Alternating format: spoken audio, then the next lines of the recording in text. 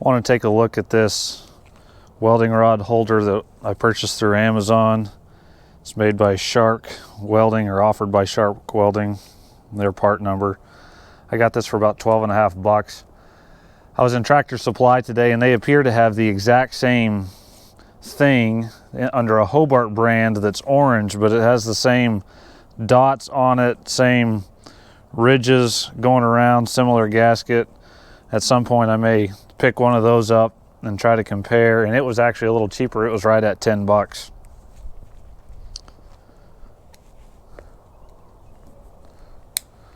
So we can get this thing open.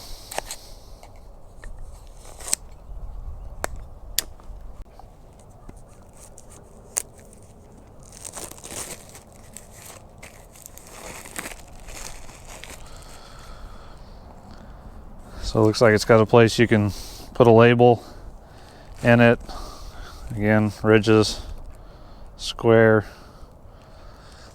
fairly soft feeling durometer, probably 40 durometer rubber.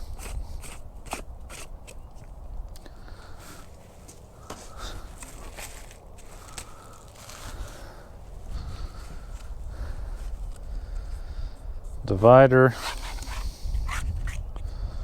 pulls out. It is indexed. Hopefully you can see that in here to hold it in place. Of course, everything's made in China these days. We'll take a look at its capacity. So I've gotten 3 of the 4 areas filled. I've got 3 30-seconds 70-18 rod. This is a Hobart rod. I was able to get 50 of those in there. A 60-11 1/8 inch rod. I've been able to get 42 in here. And then I've got 5 30-seconds, and I was able to get 28 in this quarter. Honestly, I don't have any idea who on the earth would want a belt clip if this thing's loaded. Overall, I think it feels nice. The plastic on it is nothing special. It's not like it's a glass reinforced anything. I can't find any markings on it. Feels like ABS to me. The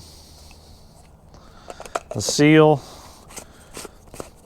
you get it on there, you can tell that it's compressing it.